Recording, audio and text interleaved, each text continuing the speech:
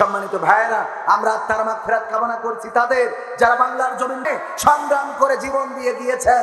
আল্লাহ যেন তাদের জান্নাতুল ফেরদাউস দান করেন, বলেন আমিন। এই বাংলাদেশ বুকের তাজা রক্ত ঢেলে দিয়ে কিনেছি।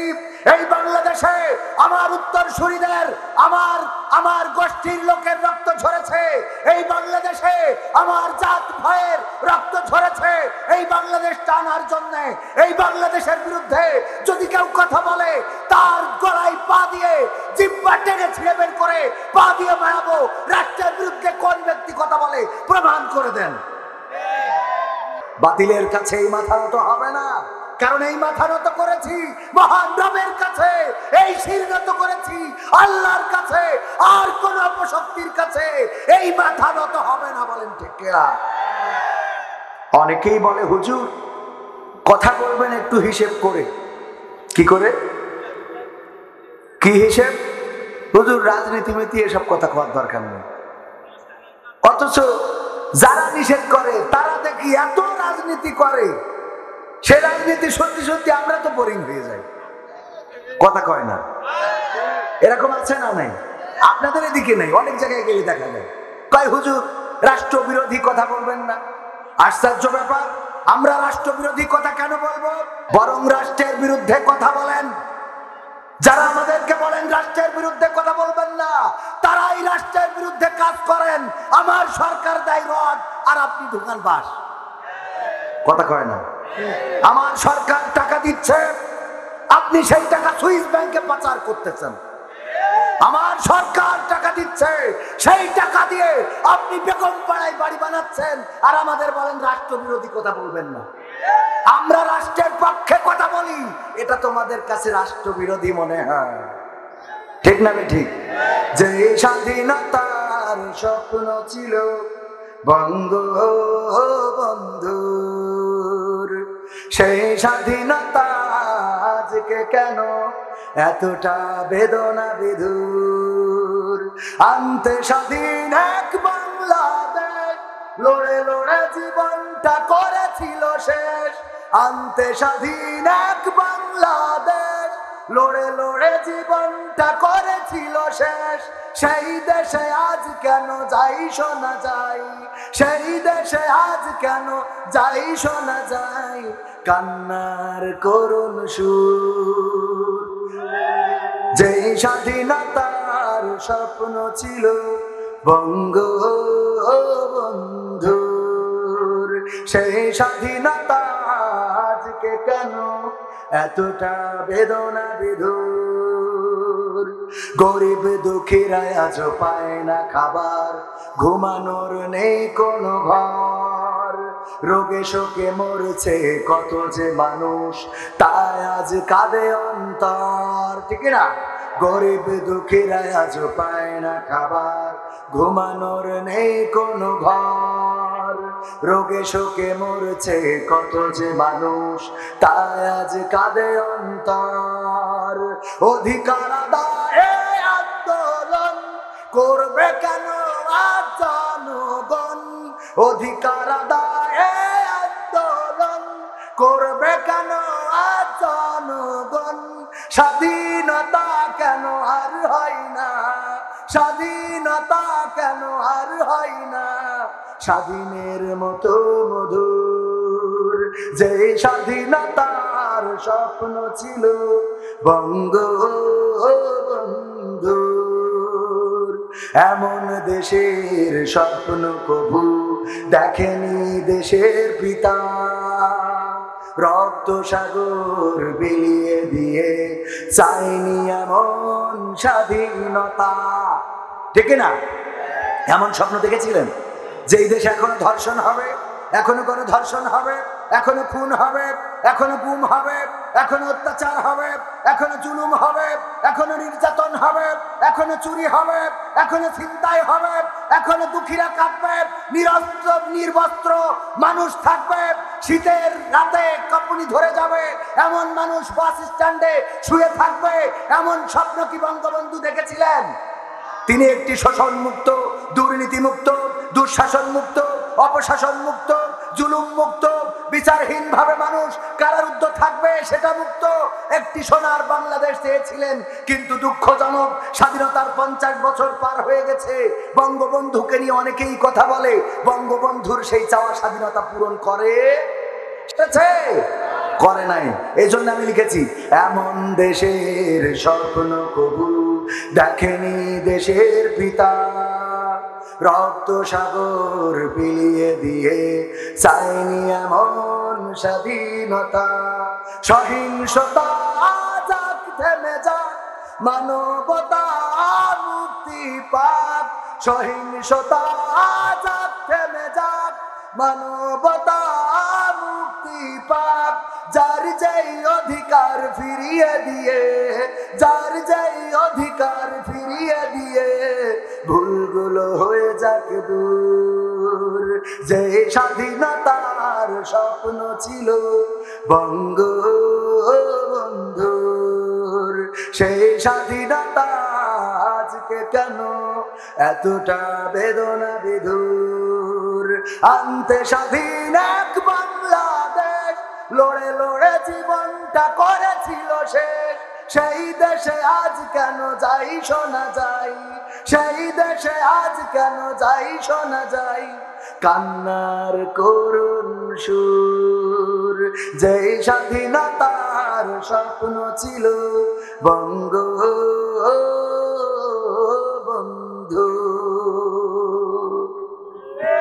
কথা ঠিক আছে তো? খারাপ লাগছে বাজান? খারাপ লাগছে? কার কার হাত উঁচু করেন দেখি। খারাপ লাগছে?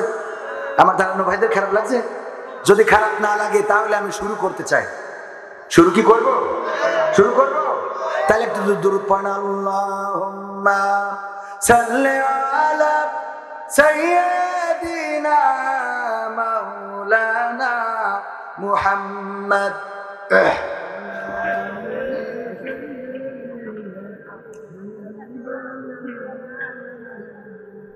বোবা লোকে চলতে পারে বলতে পারে না, পঙ্গু লোকে বলতে পারে চলতে পারে না, কানা লোকে শুনতে পারে দেখতে পারে না, কালা লোকে দেখতে পারে শুনতে পারে না।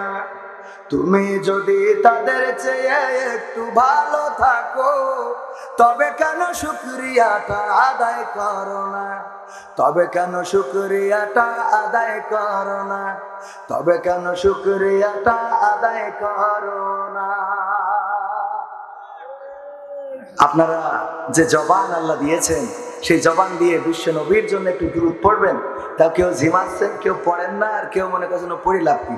যারা মনে করেন এই দুরূদ পড়া বেদাত, তারা পড়ার দরকার নেই। কিন্তু যারা বেদাত মনে করেন না, তারা পড়েন। আল্লাহুম্মা সাল্লি আলা সাইয়্যিদিনা মাওলানা মুহাম্মদ ওয়া আলা আলিহি।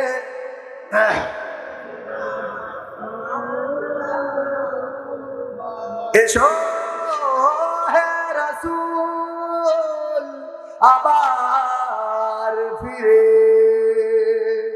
আমাদের মাঝে রে, নতুন করে খুতবা দিতে কাবার মিনার পরে। আল্লাহুম্মা সাল্লি আলা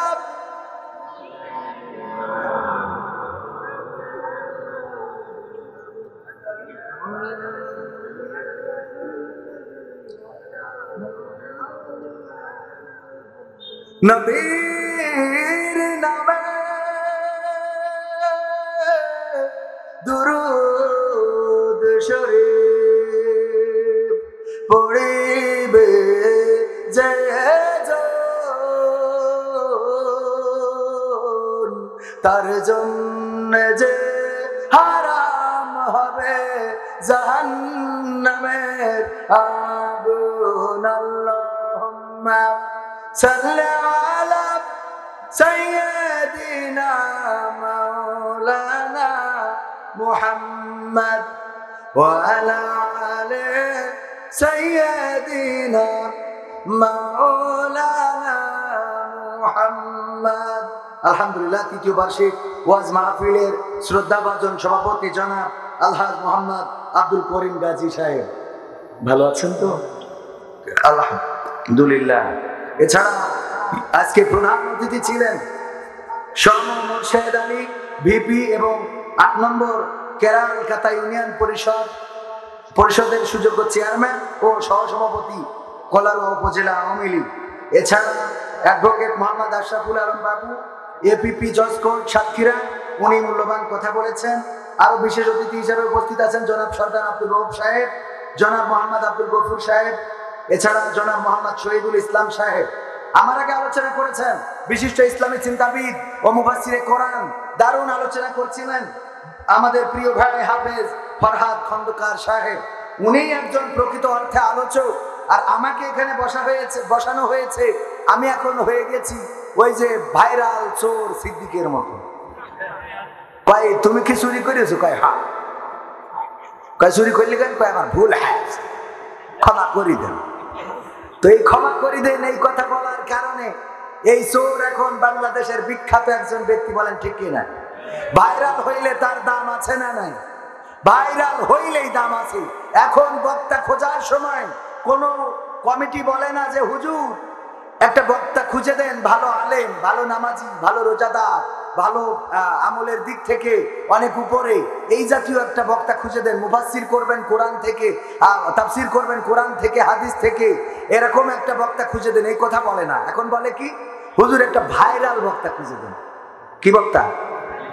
ভাইরাল বক্তা। হুজুর ভাইরাল বক্তা খুঁজে দেন। ভাইরাল বক্তা হইলে লোক বেশি হবে, এই জন্য 30 ইঞ্চি 22 ইঞ্চি 36 ইঞ্চি 26 ইঞ্চি বক্তা আছে না নাই?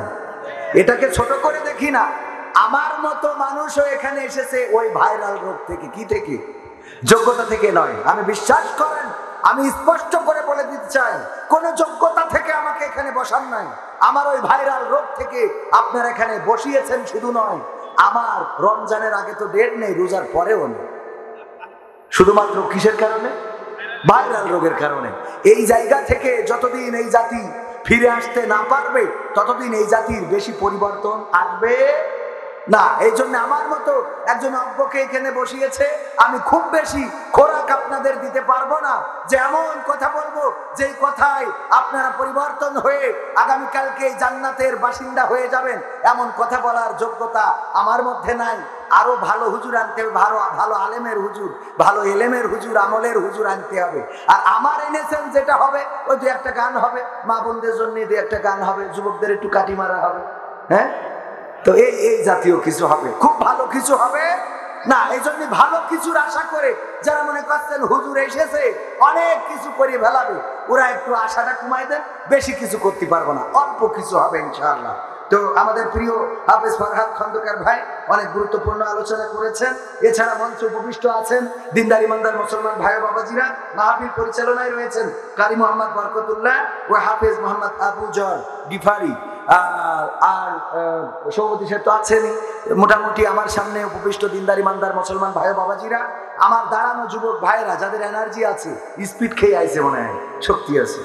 তো যাক, আলহামদুলিল্লাহ। দাঁড়িয়ে থাকাতেও আমি কষ্ট পাই না, আমি বসতেও বলি না। কেন বলি না? বসতে বললে অনেকেই চলে যায়, এই জন্য বসতে বলতে ইচ্ছে করে না। তারপরে অনেক সময় কমিটি বলে হুজুর একটু বলেন, একটু বসতে বলেন। তো আপনারা দাঁড়িয়ে থাকলেও আমার কোনো দুঃখ নেই, কোনো কষ্ট নেই। এইদিকে লোক বেশি, আমি এইদিকে মুখ বেশি দিয়ে কথা বলবো, আমার কোনো সমস্যা নেই। মা বোনেরা আছেন পর্দার অন্তরালে, মাইকের আওয়াজ যারা শুনছেন, সবাইকে আবারও আনুষ্ঠানিকভাবে সালাম জানাচ্ছি। আসসালামু আলাইকুম ওয়া রাহমাতুল্লাহি ওয়া বারাকাতুহু। আমরা আল্লাহর শুকরিয়া আদায় করি যে মহান রব্বুল আলামিন দয়া করে মায়া করে আমাদেরকে বাঁচিয়ে রেখেছেন, সুস্থ রেখেছেন, 2টি হাত দিয়েছেন, 2টি পা দিয়েছেন, কথা বলার শক্তি দিয়েছেন, চলার শক্তি দিয়েছেন। সেই রবের শুকরিয়া আদায় করে সবাই উচ্চ স্বরে বলছি আলহামদুলিল্লাহ। মহামানবের প্রতি দুরূদ এবং সালাম, যিনার অক্লান্ত পরিশ্রম এবং প্রচেষ্টা দ্বীন ইসলামকে বিকশিত করেছে। আমরা এই বাংলাদেশে বসে মদিনার ইসলাম পেয়েছি, মক্কার ইসলাম পেয়েছি, বলেন ঠিক কিনা? এটার জন্য আমার রাসূলের পরিশ্রম ছিল, নবুয়তি জিন্দেগি ছিল। মাত্র 23 বছরের, এই 23 বছরে তিনি এমন সংগ্রাম করেছেন, এত লড়াই করেছেন, এত পরিশ্রম করেছেন, এত মানুষের কাছে যে মেহনত করেছেন যে 23 বছরের জিন্দেগিতে মক্কার যে বাতাসটা বয়ে যাচ্ছিল সেই বাতাসটাকে থামিয়ে দিয়ে উল্টো দিকে প্রবাহিত করে একটি সুন্দর সুসমাজ গঠন করে দিয়েছিলেন সেই মহামানব হযরত মুহাম্মদ, সবাই বলি সাল্লাল্লাহু আলাইহি ওয়াসাল্লাম, তার প্রতি দুরূদ এবং সালাম। সম্মানিত ভাইয়েরা, আমরা তার মাগফিরাত কামনা করছি তাদের যারা বাংলার জমিন শুধু নয় গোটা বিশ্বের জমিনে ইসলামী আন্দোলনের জন্য, কোরআন কায়েমের জন্য, দ্বীন প্রতিষ্ঠার জন্য সংগ্রাম করে জীবন দিয়ে গিয়েছেন। আল্লাহ যেন তাদের জান্নাতুল ফেরদাউস দান করেন, বলেন আমিন।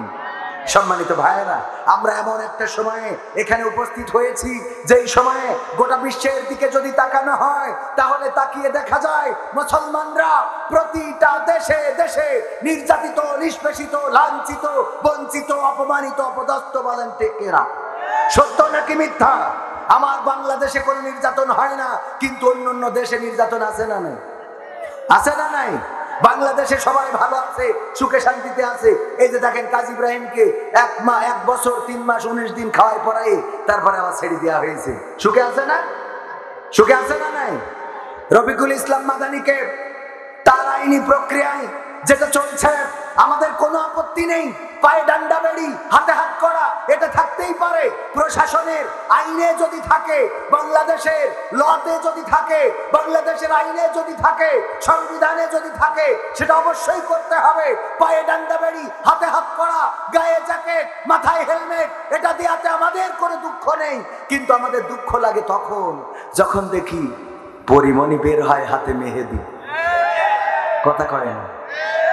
যখন দেখি কারারুদ্ধ আরো অনেকেই বের হয়, তাদের মুখটা বলিন থাকে না, তাদের হাতে মেহেদির রং পাওয়া যায়, তাদের মধ্যে গর্ব পাওয়া যায়, অহংকার পাওয়া যায়। আর আলেমেরা যখন সুজা মানুষটা ঢোকে বের হয় পূজা হয়ে। ঠিক না বেঠিক? হেঁটে যাওয়া মানুষটা হুইল চেয়ারে বের হয়। আলেমদের অপরাধ যদি থাকে প্রশাসন যা ইচ্ছা তাই করেন, শাস্তি দেন, আপত্তি নেই। কিন্তু আর এক গুরু বাবার হাতে মেহেদি মাকে কি করে? এইটা আমার দুঃখের। তাছাড়া প্রশাসন নিয়ে আমাদের প্রশ্ন তোলার কোনো ক্ষমতা আছে? বাংলাদেশের প্রশাসন এই দেশের আইনের শাসন প্রতিষ্ঠায় অগ্রণী ভূমিকা রাখছে। কত পুলিশ ভাইদেরকে দেখেছি বিপদে মুসিবতে আমাদের পাশে থাকতে। পুলিশ ভাইয়েরা বাংলাদেশের জনগণের নিরাপত্তা দেয়, বাংলাদেশের জনগণ আস্থার জায়গা খুঁজে পায় প্রশাসনের কাছে। বলেন ঠিক কিনা? কয়েকদিন আগে একটা নিউজ দেখলাম যে এক চোর চুরি করতে করতে সকালেই গেছে। কি হয়ে গেছে? সকালেই গেছে। দোকানের মধ্যে চিন্তা করছে এখন বেরোলি তো কুপান খাওয়া লাগবে। বাঁচার জন্য 999 ফোন দিয়েছে, 999 ফোন দিয়ে প্রশাসনকে ডেকেছে, স্যার বাঁচা। আমি তো এখন সকালেই গেছে চুরি করতে করতে, খেয়াল এত বিপদ হয়ে গেছে চুরি করতে করতে, কইন্ডে থেকে কইন্ডে নেব। এর মধ্যেই সকাল হয়ে গেছে। ওগো ভাইয়েরা আমার, এই চোরও জানে আমার আস্থার জায়গা প্রশাসন ছাড়ার কোনো লাইন নেই। সুতরাং আমরা প্রশাসনের প্রতি চিরকৃতজ্ঞ।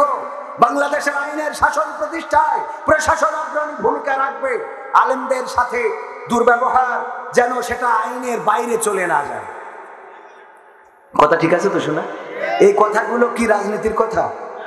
হুজুর আমাদের বলে, হুজুর সময়টা তো বড্ড খারাপ, আপনি তো ভাই সব জানেন, বুঝে শুনে কথা বলে ওয়াজের রীতি টানেন, উস্কানি ফুসকানি মূলক বলবেন না কোনো কথা, এই মঞ্চে রাজনীতি ভাই করবেন না অযথা। আমরাও ভাই কুরআন জানি মানি মোটামুটি, ঝামেলাতে থাকি মাঝে মাঝে নিয়ে ভোটা ভুটি। মক্তবেতে শিখেছিলাম আলিফ বা তা সা, কুরআন হাদিস মোটেও জানি না এমন কিন্তু না। তাই রাজনীতি চলবে না ও ভাই, রাজনীতি চলবে না, তাই রাজনীতি চলবে না ও হুজুর, রাজনীতি চলবে। তারপর কি বলে হুজুর? শোনেন হুজুর কি অমুক হুজুর ওয়াজ করে কত মধুর সুর, কবরেতে গেলে পাবো ৭০,০০০ হুর। এমন ওয়াজ আছে না নাই? অমুক হুজুর ওয়াজ করে কত মধুর সুর, কবরেতে গেলে পাবো ৭০,০০০ হুর। অনেক দোয়া আছে পড়লে কোটিতে সওয়াব, সারা জীবন পাপ করিলেও পেয়ে যাব মাপ। বাপ দাদারে নাজাত দিতে করেছি ৪০ হাত, আমার বেলায় ৪টা গরু গোয়াল ঘরে পোষা। আমিও ভাই কিছুটা জানি, মানি না তা না, ছোটবেলায় শিখেছিলাম আলিফ বা তা সা। তাই রাজনীতি চলবে না ও ভাই, রাজনীতি চলবে না, তাই রাজনীতি চলবে না ও হুজুর, রাজনীতি চলবে। তারপর বলে হুজুর, হুজুর এই হুজুর শোনেন কি বলেন, মিলাদ করি কিয়াম করি যাই বাবার মাজারে, হয়তো একটু বিড়ি টানি কলারুয়ার বাজারে। কি মিলাদ করি কিয়াম করি যাই বাবার মাজারে, হয়তো একটু বিড়ি টানি বাগাছড়ার বাজারে। ফজর নামাজ হয় না পড়া, থাকি তখন নিদে, আল্লাহর কিরে হয় না কাজা। হুজুর হুজুর শোনেন, বিশ্বাস করেন, আল্লাহর কিরে করে বলছি, আল্লাহর কিরে হয় না কাজা, নামাজটা ২ ঈদে। কি ফজর নামাজ হয় না পড়া, থাকি তখন নিদে, আল্লাহর কিরে হয় না কাজা, নামাজটা ২ ঈদে।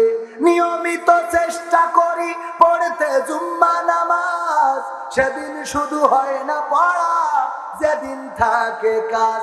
৩টা জুম্মা করলে কাজা মুসলিম থাকে না, এই কথাটা ভালো করে আমার আছে জানা।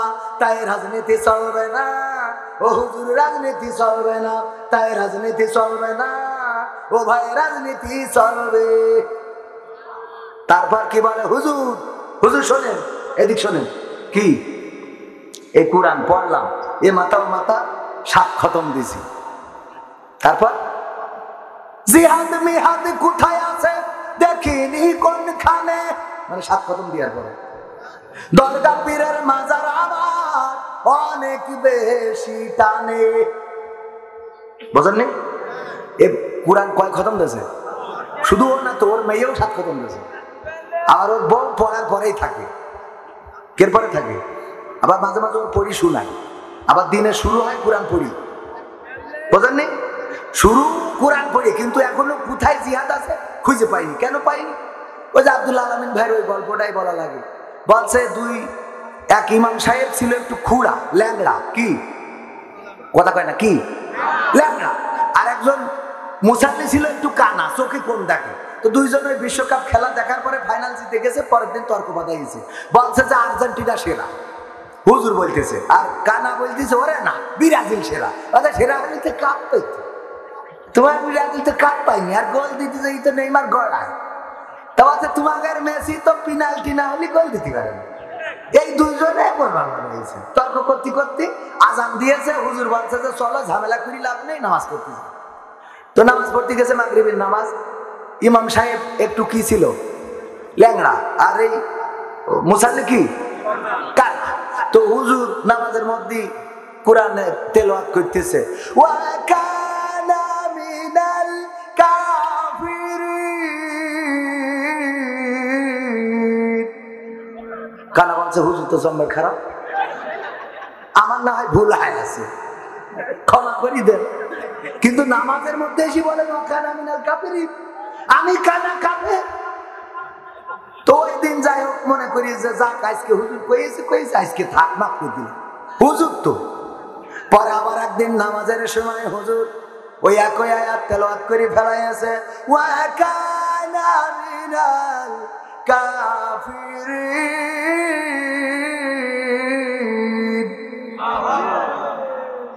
খুড়া ওই কানা বলতেছে হুজুর আজকে আর আমি সহ্য করতে পারলাম না, একটা ভুল করেছি আর্জেন্টিনা ব্রাজিল নিয়ে, আর আপনি সেই ভুল নিয়ে পিরাই নামাজের মধ্যে দিয়ে ছাড়বেন, তা তো হবে না। আমি আজকে ডাইরেক্ট প্রতিবাদ করছি, লুকমান দিচ্ছে আল্লাহু আকবার ওয়া খুড়া মিনাল ফাসিকিন। আমি কানা যদি কাফের হই, তুমি খুড়া ফাসিক, তুমি এই বিষয়টা নিয়ে নামাজের মধ্যে বারবার ঝাড়ো কেন আমার? বুঝলেননি?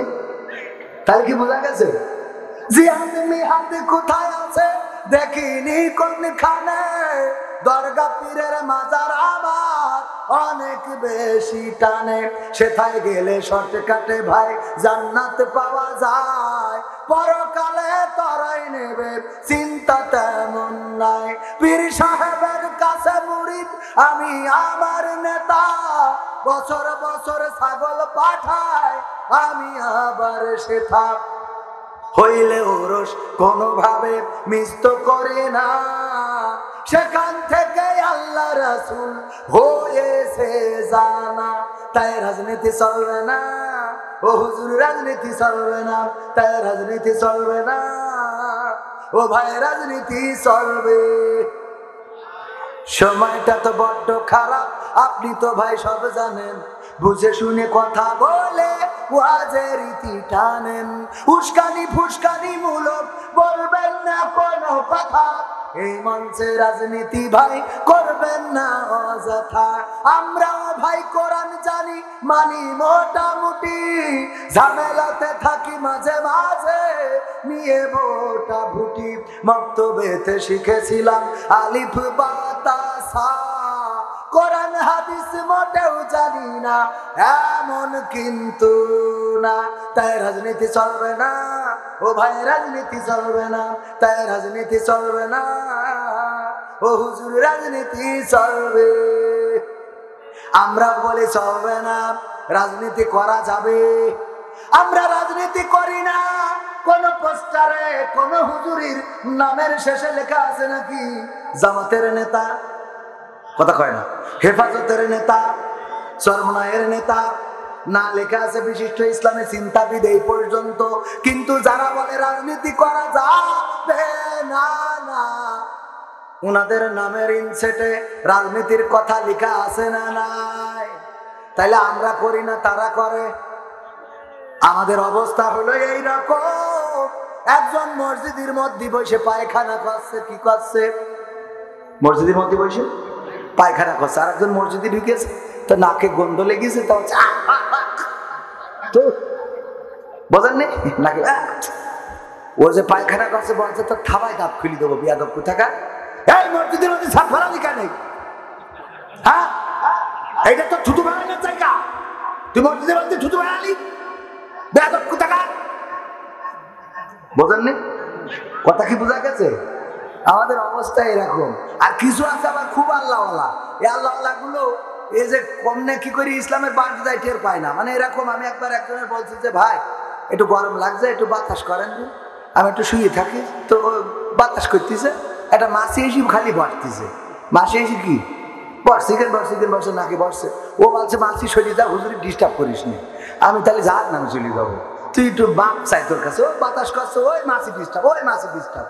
ওর হয়ে গেলে আগে মাছি তো কথা শুনছে না, ও যে ওই যে গাছিদা ওই যে ইয়ে কাটে, ওই যে গাছ কাটে, খেজুর গাছ রসের জন্য, ওই ধার দেওয়া ছিল, ওই একটা নিয়ে আসি বলছে হুজুরির নাকে বয়, এইবার তুই বলছি দেখ মাছি, এতক্ষণ তোর ভালোভাবে বাতাস দে তাড়ালাম গেলি না তো, এইবার নাকের পরে বসে দেখছে, এই নাকের পর বসেছে, বলছে আল্লাহ আকবার। হুজুরির অবস্থা কি বোঝা গেছে? এখন কিছু আছে ইসলামের এইরকম উপকারও করে, যে ওই ইসলামের পক্ষে কাজ করতে যেয়ে যে কুদাইল দে কুরুইল দে কোপ দে ইসলামের মাজা ভেঙে দিচ্ছে, এটা বুঝতে পারে, কথা কয় না। এরকম আল্লাহর ওলি আছে না নাই? বলে অমুকের সাথে আপোষ করা যাবে না, তমুকের সাথে আপোষ করা যাবে না, অমুক শয়তানের সাথে বসতে রাজি, কিন্তু অমুকদের সাথে বসবো না। পরে দেখা যায় এমন মানুষের সাথে বসেছে যে এইটা দেখিয়ে মনে হয় যে ওই যে গাছিটাতে কোপতে দিচ্ছে। কথা কি বোঝা গেছে? বাজান কি হবে বেঁচে থেকে অযথা বিদ্যা শিখে যদি না গড়তে পারি শোষণবিহীন সমাজটাকে? কি হবে বেঁচে থেকে? কি হবে ছাত্র সেজে চুমু খেয়ে সনদ খানা যদি হয় বিদ্যালয়টা পরিমণিদের আড্ডা খানা? কি হবে ছাত্র সেজে চুমু খেয়ে সনদ খানা যদি হয় বিদ্যালয়টা নায়ক নায়িকাদের আড্ডা খানা? এর চেয়ে মরাই ভালো, দেশ ছেড়ে যাওয়াই ভালো, এর চেয়ে মরাই ভালো, দেশ ছেড়ে যাওয়াই ভালো। কি হবে ধোকা দিয়ে বিবেকটাকে, কি হবে বেঁচে থেকে অযথা বিদ্যা শিখে যদি না গড়তে পারি শোষণবিহীন সমাজটাকে, কি হবে বেঁচে থেকে? কি হবে যুবক নামের বোঝা হয়ে এই ধরাতে, যেখানে মা বোনেরা ধর্ষিতা হয় দিনে রাতে? কি হবে যুবক নামের বোঝা হয়ে এই ধরাতে, যেখানে মা বোনেরা ধর্ষিতা হয় দিনে রাতে? যৌবনের সার্থকতা ঘুচিবে সকল ব্যথা, যৌবনের সার্থকতা ঘুচিবে সকল ব্যথা। পারো যদি বলি দিতে মানুষরূপী পশুটাকে, পারো যদি বলি দিতে মানুষরূপী পশুটাকে, কি হবে বেঁচে থেকে? অযথা বিদ্যা শিখে যদি না গড়তে পারি শোষণবিহীন সমাজটাকে, কি হবে বেঁচে থেকে? কি হবে লেখালেখি কলমবাজির ওই মহড়া, সমাজের আসল চিত্র যদি না যাই তুলে ধরা? কথা কয় না? এমন পত্রিকা আছে না নাই? সারাটা কলাম জুড়ে পরিমণির খবর, মাহিয়া মাহির খবর, হিরো আলমের খবর, আর এর মধ্যে আলেমেরা মরে ছাপা হয়ে যাচ্ছে। এর জন্য একটা কলাম লেখার মতো জায়গা থাকে? আছে না নাই? এরকম পত্রিকা আছে না নাই? হিরো আলম ভোটে দাঁড়িয়েছে, তার ভোটে দাঁড়ানোকে কেন্দ্র করে কি এক অবস্থা চলতেছে না পেরে আজ মনে দুঃখী বলছে যে মাহিয়া মাহি যদি দাঁড়াইতে পারে, যদি মাশরাফি পাইতে পারে, যদি অন্যরা অমুক তমুক এমপি হইতে পারে, আমার বেলায় সমস্যা কেন? বোঝেননি? আসলে এই হিরো আলমকে হিরো বানাই দিচ্ছে আমাদের বিভিন্ন যন্ত্র, মিডিয়া যন্ত্র, রাষ্ট্রযন্ত্র, নির্বাচন যন্ত্র। বোঝেননি? কথা কয় না ভাই? আপনাদের খারাপ লাগছে? কথা কি সত্য না মিথ্যা? ও আমার ভাইরা, ও আমার কলিজার টুকরা, আজকের এই সমাজ থেকে পরিবর্তন যদি পেতে হয়, এই সমাজের পরিবর্তন যদি আনতে হয়, এই সমাজকে যদি ঢেলে সাজাতে হয়, তাহলে প্রতিটা মানুষকে কোরআনের কাছে আসার দরকার আছে না নাই? এই কোরআন এমন একটা কিতাব, আমার আল্লাহ রাব্বুল আলামিন সূরা বাকারার প্রথমে সবাই জানেন, আল্লাহ বলে দিয়েছেন, সবাই পড়েন, জালিকাল কিতাবু লা রাইবা ফীহি হুদাল লিল মুত্তাকিন। আমার আল্লাহ বললেন এটা এমন একটা কিতাব যেই কিতাবের মধ্যে কোনো সন্দেহ নেই, যেই কিতাবের মধ্যে কোনো ত্রুটি নেই, যেই কিতাব নিয়ে সংশয় করার কোনো অবকাশ নেই, এবং এটা মুত্তাকিদের জন্য পথ দেখাবে। কিন্তু দুঃখজনক হলেও সত্য, মাঝে মাঝে উদাহরণ দিতে বলি, ওগো আমার ভাইরা, জোনাকি পোকা আপনারা চেনেন কিনা? জোনাকি পোকাটা অনেকেই চেনে, অনেকেই দেখেছেন। এই জোনাকি গুলো দেখবেন যখন চলে, তখন এই জোনাকি পোকাগুলো ঘুরতে থাকে, সোজা রাস্তায় চলতে পারে না। কারণ কি কেউ জানেন নাকি? কারণ হলো এই জোনাকি পোকার আলোটা তার সামনে নেই, পিছনে। কোথায়? পিছনে। পিছনে আলো জ্বলে বলে সামনের রাস্তা ভালো দেখতে পায় না, আর তাই ঘুরতে থাকে ঘুরতে থাকে ঘুরতে থাকে। ওগো আমার ভাইরা, ওগো বাংলাদেশের মুসলমান, ওগো আমার তরুণেরা, যুবকেরা, কিশোরেরা, বৃদ্ধরা, এই কোরআন দিলেন আল্লাহ রাব্বুল আলামিন মানবতার মুক্তির জন্য, গোটা মানুষের নাজাতের জন্য, দুনিয়ায় যেন শান্তিতে থাকে, দুনিয়ায় যেন সুশাসন থাকে, তার জন্য কিন্তু এই কোরআনটা আমরা পিছনে রেখেছি। কোথায়? পিছনে রেখেছি, রেখে পথের দিশা খুঁজে বেড়াই। কিন্তু না, কিয়ামত পর্যন্ত পথের দিশা পাওয়া যাবে না। আলোটা যদি সামনে না নেন, তাইলে পথের দিশা পাওয়া যাবে। আর আলো সামনে নিলে কেমন উপকার! এক অন্ধ রাস্তা চলতেছে, হাতে হেরিকেন। কি কেন? কি কেন? হেরিকেন। সবাই বলেন কি কেন?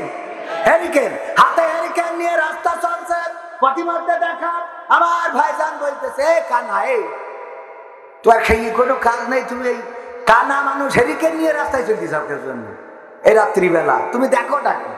বলছে, বাবা রে, এই হেরিকেন আমি দেখার জন্য নিয়ে আসিনি, আমি তোর দেখার জন্য নিয়ে আসি, যাতে তুই আমার ঘাটে ফেলিয়ে নাছিস। কথা বলেননি যে আমি যদি হেরিকেনটা নিয়ে বেরোই, তা তুই তো আমার ঘাটে ফেলাই তুই, এই যদি হেরিকেনটা নিয়ে রাখিস, তুই অন্তত বাদ দেখ, দেখি অন্তত আমার বাসা। বিষয়টা বোঝেননি? অন্ধের হাতে হেরিকেন দরকার আছে না নাই? এই কোরআনও তেমনি গোটা বিশ্বের মানবতার জন্য দরকার, অন্ধের জন্য দরকার, বোবার জন্য দরকার, অনাথের জন্য দরকার, অসহায়ের জন্য দরকার। কিন্তু না, এই কোরআন আমরা খুলে দেখলাম না, কোরআন পড়লাম না, কোরআন বুঝলাম না, কোরআন শিখলাম না।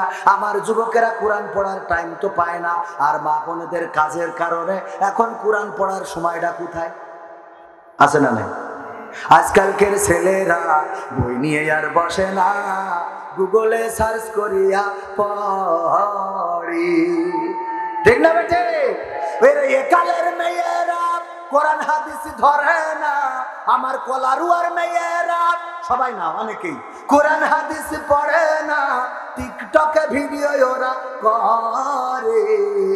আজকালকের ছেলেরা বই নিয়ে আর বসে না, গুগলে সার্চ করিয়া পড়ি। আগের সময় প্রেম করিলে বলতো লোকে পাইছো কি, এখন বলে সব করি, দরকার নেই। আগে সব করে যেটু বলুক, সব তো সবাই থাকতে পারে, তাই না? যাক, আমি সরাসরি করতে সাহস পাইনি, কারণ আমার বউ আবার এমপি এর গ্রামের লোক। আমি এই জন্যই এই সময় কিছু কইনি, যা কই আমি চুপ করে শুনি। আমি কই কম 5 বছর কম, বিএনপি ক্ষমতা আসলি দেখ, ঠিক আছে না? তখন যে খেলা হবে, খেলা হবে, 5টা বছর জ্বালাচ্ছাও এমপির গ্রামের মেয়ে বুঝলে, 5 বছর পরে খেলা হবে, ঠিক আছে না? না আমার ভাইরা, তাহলে কি বলছিলাম? আজকালকের ছেলেরা মনে আছে, আগের সময় প্রেম করিলে বলতো লোকে পাইছো কি, এখন বলে সব করিয়া বাবু তুমি খাইছো কি। লজ্জা শরম নাই, আইলাম কোন জামানায়, ভবিষ্যৎ দেখি অন্ধকারে। আজকালকের ছেলেরা বই নিয়ে আর বসে না, গুগলে সার্চ করিয়া পড়ে। নতুন করে হইছে চালু এ আবার কোন ট্রেন্ড, পরিচয় করাই দেখি এ আমার বয়ফ্রেন্ড। এরা আছে না নাই? যুবকের ধরে নিয়ে বাড়ি চলে গেছে, মা বলছে আল্লাহ কান্নি আইছিস সাথে করে, এই কিরাও বলছে আল্লাহ আমার বয়ফ্রেন্ড। আল্লাহ তো আগিতে বলবে না, আমি কলার একটা 2টি আপেল কিনে আনতাম। আব্বা ভালো আছে, আব্বা আব্বা সুপার সু, তোমার আব্বা ভালো আছে? বাবা আরে আমার পাখি, শুনলে পাখি জামাই যেন হয়ে বসে রয়েছে, আছে না নাই? কি যে করে, আরে বাবা কুতুর কুতুর, আবার বের করি দেয়। কি করে? ওর সাথে লাইন মাতি মাতি মাতি মাতি যখন বিয়ে করে না, তুই যাই হোক করি, তুই পটায় পটায় নিয়ে তো কেটে ওর তাড়াতাড়ি, তোর আব্বা জানলি তো আমার খুন করি ফেলাবে। তোর আব্বা যেন শোনে না, পাটাই দিয়ে এবার কাইনতেছে, আমার মেয়ে কত পরহেজগার ছিল, আল্লাহ আল্লাহ। ওর আব্বা বাড়ি এর বাচ্চা কি হয়েছে, আচ্ছা কি হবে, কি পয়দা করে তুই চাও, কি পেটে ধরিলাম, তুমি কি জন্ম দিছাও? ওই মেয়ে মুখে চুনকালি লাগাইয়ে চলে গেছে। ও আল্লাহ, কি ক্ষতি হইল। কান্দে না কান্দে আছে না না? নিজে বলে সব জানে, ও সব জানে, কবে স্টার্ট দিল আর কবে বন্ধ করিয়েছে সব জানে। এই যুবকগুলো তো ভালো, এই যুবকেরা তো খারাপ না, এরা তো আমার সোনার টুকরো, আমি তো নিজেই জানি। এদের ভালোর পথে, এরা হলো মাটির মতো, কাদার মতো। এদের ভালোর পথে চালাইলে ভালো হয়ে চলে, খারাপের পথে চালাইলে খারাপ হয়ে চলে। এই মেয়েগুলো এদেরকে নষ্ট করেছে, বলেন ঠিক এরা?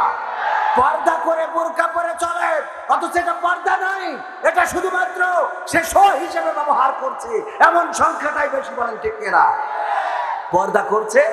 আমার আল্লাহ বললেন ওয়াকরনা ফি বুয়ুতিকুন্না ওয়ালা তাবাররাজনা তাবাররুজাল জাহিলিয়াতিল উলা, ওগো নারীরা পর্দার মধ্যে থাকো, জাহিলি যুগের মেয়েদের মতো বেপর্দা হয়ে নিজেদেরকে সেজেগুজে প্রদর্শন করে বেড়ায়ও না। আর এই নারীগুলো করে কি, সারা বছর পর্দা, 14ই ফেব্রুয়ারি আসলি ওর সাজগোজ দেখলি শয়তানেরই মাথা খারাপ হয়ে যায়। মানুষ আর কি শয়তানি কয়ে কোণে আসলাম, এত বেকায়দা অবস্থা। নমরুদ যখন চড়ক গাছে ইব্রাহিম আলাইহিসসালামকে তুলে ফেলাচ্ছিল, তখন ফেরেশতারা আটকে রেখেছিল এই ফেরেশতাদের তাড়ানোর জন্য, যে নর্তকীদের বলিলাম উলঙ্গ হয়ে ড্যান্স দিয়া, তাইলে ফেরেশতারা চলে যাবে। এ তো তাদের থেকেও খারাপ। কথা কি বোঝা গেছে?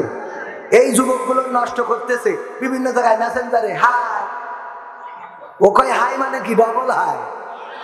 এই ডবল হাই, এই হাই, সেই হাই করে কয়দিন পরে হাই হাই, কয়দিন পরে কি এই যুবক বিষ তেল খাবে। কি হয়েছে? তাও সে ভানাচি চলে গেছে, সে ভানাচি আরেক জায়গায় নিয়ে গেছে। এই যুবকগুলো নষ্ট। যুবকেরা ফাঁদে পা দিও না, ফাঁদে পা দিও না। ফাঁদে পা দিলে ক্ষতি আছে না নাই? সেই ক্ষতি থেকে যদি বাঁচতে হয়, আমার রাসূলের আদর্শের কাছে আসতে হবে, কোরআনের আদর্শের কাছে আসতে হবে। কিন্তু দুঃখজনক হলেও সত্য, আমার দেশের অনেক মানুষ আছে কোরআন শোনে, কোরআন জানে, কোরআন বোঝে, কিন্তু কোরআন মানে। কোরআন পড়তে ভালো লাগে, কোরআন শুনতে ভালো লাগে, কোরআন জানতে ভালো লাগে, কোরআন মানতে ভালো লাগে না। কথা কয় না? কোরআন পড়তে ভালো লাগে, কোরআন শুনতে ভালো লাগে, কোরআন জানতে ভালো লাগে, কোরআন মানতে ভালো লাগে না। নামাজেতে পড়লে কোরআন মনটা শীতল হয়, কারির তেলাওয়াত শুনিলে প্রাণ জুড়িয়ে যায়। ঠিক না বেঠে? নামাজেতে পড়লে কোরআন মনটা শীতল হয়, কারির তেলাওয়াত শুনিলে প্রাণ জুড়িয়ে যায়। সেই কোরআনের ব্যাখ্যা দিলে কলিজাতে আগুন জ্বলে, সেই কোরআনের ব্যাখ্যা দিলে অন্তরেতে আগুন জ্বলে। বিরোধিতাও চলে কেন তা জানি না। কোরআন পড়তে ভালো লাগে, কোরআন শুনতে ভালো লাগে, কোরআন জানতে ভালো লাগে, কোরআন মানতে ভালো লাগে। কোরআন পড়ে অনেক লোকে শুরু করে দিন, তারা আবার চাই না দেশে কোরআনের আইন। কোরআন পড়ে কত লোকে শুরু করে দিন, তারা আবার চাই না দেশে কোরআনের আইন। এটা যে কেমন নীতি, তাই তো এ দুর্গতি, করছে মোদের ক্ষতি কেন তা বুঝি না। কোরআন পড়তে ভালো লাগে, কোরআন শুনতে ভালো লাগে, কোরআন জানতে ভালো লাগে, কোরআন মানতে ভালো লাগে। কোরআন বুকে চুমু খাওয়ার লোকের নাই অভাব, সেই কোরআনের বিরোধিতা এটা কোন স্বভাব? কোরআন বুকে চুমু খাওয়ার লোকের নাই অভাব, সেই কোরআনের বিরোধিতা এটা কোন স্বভাব? মানবা সুবিধা মতো তাই এই বুকে ক্ষত, দেখলে এমন কিছু সইতে পারি না। কোরআন পড়তে ভালো লাগে, কোরআন শুনতে ভালো লাগে, কোরআন জানতে ভালো লাগে, কোরআন মানতে ভালো লাগে। এমন মানুষ আছে না নাই? কোরআন পড়লে কোনো অসুবিধা নাই, কোরআন শুনবে তাও কোনো অসুবিধা নাই, কোরআনের অর্থ ব্যাখ্যা শুনবে তাও কোনো অসুবিধা নাই। কিন্তু মানার বেলায় যে অসুবিধা আছে না নাই? কোরআন মানবে না, কোরআন অনুযায়ী দিন কায়েম করবে না, অথচ আমার আল্লাহ কোরআন কায়েমের সংগ্রাম করার জন্য তাগিদ করেছেন। আল্লাহ বলেছেন, ইয়া আইয়ুহাল্লাযীনা আমানু হাল আদুল্লুকুম আলা তিজারাতিন তুনজিকুম মিন আযাবিন আলীম। আমার আল্লাহ বললেন, ওগো ঈমানদারেরা, আমি কি তোমাদের এমন একটা ব্যবসার কথা বলে দেব, যেই ব্যবসা করলে তোমরা ইহকালে বেঁচে যাবে আর পরকালে কঠিন জাহান্নামের আযাব থেকে মুক্তি পাবে? আমার আল্লাহ জিজ্ঞেস করলেন, তার মানে বান্দা জবাব দিবে, ওগো আল্লাহ বলো বলো সে ব্যবসাটা কি? আল্লাহ পরবর্তী আয়াতে বলে দিলেন, তুমিনুনা বিল্লাহি ওয়া রাসূলিহি ওয়া তুজাহিদুনা ফি সাবিলিল্লাহ। জিহাদ কি পাওয়া গেছে? অনেকে তো জিহাদ খুঁজে পায় না। আল্লাহ কি বললেন? তুমিনুনা বিল্লাহি ওয়া রাসূলিহি ওয়া তুজাহিদুনা ফি সাবিলিল্লাহ। সেই ব্যবসাটা হলো আমি আল্লাহর প্রতি ঈমান আনতে হবে, আমার রাসূলের প্রতি ঈমান আনতে হবে, আর আমি তোমাদের যে আমার রাস্তায় তোমাদের জিহাদ করতে হবে। আল্লাহর রাস্তায় কি করে? কি দিয়ে? বিআমওয়ালিকুম, মাল দিয়ে, ওয়া আনফুসিকুম, এবং জান দিয়ে। বলেছেন কে? আল্লাহ রাস্তায় জিহাদ করার জন্য তাগিদ দিয়েছেন কে? অথচ আজকে মুসলমানেরা জিহাদ ভুলে গিয়েছে। জিহাদ করার কথা বললে অনেক সময় সংসদেও শোনা যায়, আমরা এই শব্দটা শুনতে চাই না, আমরা এই শব্দ শুনতে চাই না। বলে না? বলে না? জিহাদ শব্দ কোরআনের শব্দ। এই শব্দ শুনলে শুধুমাত্র তারাই ভয় পেতে পারে যারা মানুষের গোলামি করে, যারা শয়তানের গোলামি করে। বলেন ঠিক কিনা? আর মুসলমানেরা জিহাদকে নিয়ামত মনে করে। তারা জানেন যদি জিহাদ করা হয় আল্লাহর পথে, কোরআনের পথে, রাসূলের পথে যদি সংগ্রাম করা হয়, আর এতে করে যদি আল্লাহ জীবনটা কবুল করে নেয়, তাহলে এই মৃত্যুটা হবে শহীদি মৃত্যু। এপারে দুনিয়া, ওপারে কি? সেই জান্নাত কি আমরা পেতে চাই? সেই জান্নাত যদি পেতে হয় তাহলে কোরআনের পক্ষে থাকতে হবে, কোরআনের সংগ্রামে থাকতে হবে, দ্বীনের সংগ্রামে থাকতে হবে। আল কোরআন কায়েমের জন্য যদি ডাক আসে, দল মত নির্বিশেষে কোরআনের পতাকা তলে এসে কোরআন কায়েমের জন্য মিছিলে অংশগ্রহণ করে বুকের তাজা রক্ত যদি ঢেলে দিতে হয়, রক্ত ঢেলে দিয়ে সেই রক্তের সাগরে সাঁতার কেটে কেটে একটি রক্তাক্ত বিপ্লবী কালেমার পতাকা বাংলার জমিনে উড়াবো। কারা কারা এই শপথে উজ্জীবিত হাত দেখাতে হবে।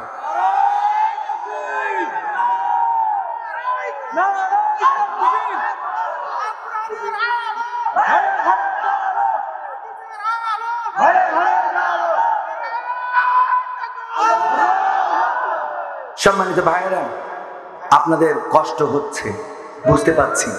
আমি আজকে এসেই প্রথমে বলেছিলাম সাতক্ষীরাতে আমার ওয়াজ চলে না। সাতক্ষীরাতে আমার ওয়াজ চলে না। কেন চলে না জানেন? আমি গতকালকে দেখলাম একটা মাহফিলে আমাদেরই এক ভাই, উনি ওয়াজ করতে করতে বেজম্মা। আমি এটা পারবো না ভাই, কারণ এত কঠিন কথা, এত আমি বাজে বলবো না, কারণ অনেকেই বললে উনার আবার খারাপ। এত কঠিন কথা বললে তো মানুষের মন নরম হবে না।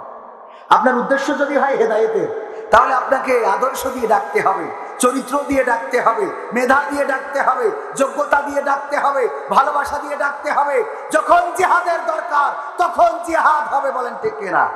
কিন্তু এমন ওয়াজ করা হয় মাঝে মাঝে মনে হয় আজকেই ইসলাম কায়েম করিতে বাড়ি চলে যাবো। আমি ওটা পারবো না। ওটাই কবুল করেছেন। চাপাই নবাবগঞ্জে গেলাম মাহফিলে, একজন তরুণ কিশোর যুবক এসে বলছে, হুজুর কালেমা পড়ে ইসলাম গ্রহণ করার জন্য এসেছি।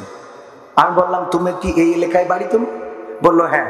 সাথে যারা রয়েছে? বললো আমাদেরই প্রতিবেশী। আমি বললাম, আমাকে কি চেনো? বললো হ্যাঁ, আপনার ভিডিও আমি ইউটিউবে দেখেছি, সরাসরি কখনো দেখিনি। নিয়ত আপনার হাতে হাত রেখে কালেমা পড়ে মুসলমান হয়ে যাবে। এই হিন্দুটা কালেমা পড়ে মুসলমান হয়ে গেল। শুধু তাই নয়, সেখান থেকে খবর এলো পরের দিন এই হিন্দু ছেলেটার মা কোর্টে গিয়েছে কেস করার জন্য, যে মুসলমানেরা আমার সন্তানকে মুসলমান বানিয়েছে, তারা আমার সন্তানকে গুম করে রেখেছে, তারা আমার সন্তানকে গুম করে তাদের ধর্মে দীক্ষিত করেছে। একদিকে উকিলের কাছে আলোচনা করছে তার মা যে আমার ছেলের নামে কেস করব, আমি কিছু আলেম ওলামার নামে কেস করব, এই ইউনিয়নের চেয়ারম্যানের নামে কেস করব, ওই মাহফিলের কমিটির নামে কেস করব। ওই হিন্দু তরুণ যুবককে যখন বলা হয়েছে তোমার মা কেস করার জন্য গিয়েছে, আমাদের নামে কেস করবে, ওই হিন্দু যুবকটা সাথে সাথে বলেছে তাড়াতাড়ি আমাকে নিয়ে চলেন অ্যাডভোকেটের কাছে, আমার এফিডেভিটটা করে নেন, আমি প্রমাণ করে দেব আমাকে কেউ উৎসাহ দেয় নাই, আমাকে কেউ অর্থ দেয় নাই, আমাকে কেউ গুম করে নাই, আমাকে কেউ অপহরণ করে নাই, আমাকে কেউ ভুল পথে পরিচালিত করে নাই। শুধুমাত্র ইসলামকে ভালোবেসে, কোরআনকে ভালোবেসে, আল্লাহ রাসূলকে ভালোবেসে কালেমা পড়ে ইসলাম ধর্মে দীক্ষা নিয়েছি। ওর মা মামলা করছেন, মামলা করার জন্য প্রস্তুতি নিচ্ছেন, এর মধ্যে এর এফিডেভিট কমপ্লিট। বলেন সুবহানাল্লাহ। একজন হিন্দু মুসলমান হয়, একজন বৌদ্ধ খ্রিস্টান, আমাদের আদর্শ দেখে ইসলামের মধ্যে আসতে হবে। কিন্তু আমার মুসলমান, তোমার আদর্শ হয়ে গেছে কুকুরের নাই, তোমার আদর্শ হয়েছে খাটাসের নাই, শ্রীগালের নাই, তোমার আদর্শ, তোমার ব্যবহার মানুষের ব্যবহার নেই, তোমার কথাবার্তার মধ্যে রস নেই, তোমার কথাবার্তার মধ্যে কোনো মায়া নেই, তোমার কথাবার্তার মধ্যে কোনো মমতা নেই, তোমার কথাবার্তার মধ্যে কোনো হৃদয়ের টাচ করবে এমন কোনো কথা নেই। এমন যদি হয় তাহলে মানুষেরা কি করে আকৃষ্ট হবে? অথচ আমার রাসূলের সাহাবাগণ কত সুন্দর একটা সমাজ নির্মাণ করেছিলেন। আল্লাহর নবীর সাহাবারা, এক ইহুদি আসলেন দোকানে, দোকানদার বলল কি নিবা? বললো এটা নেবো, ওটা নেবো, ওটা নেবো। বললো আমার দোকান থেকে নিতে হবে না, তুমি ওই দোকানে চলে যাও। এই লোকটি সেই দোকানে গেল, যাওয়ার পরে ওই দোকান থেকে মালামাল গুলো ক্রয় করলো। অপোজিটে যে দোকানটা ছিল সবাই জানেন সেটা ছিল ইহুদির দোকান, এবং খরিদ্দার কাস্টমার যিনি ছিলেন সে ইহুদি।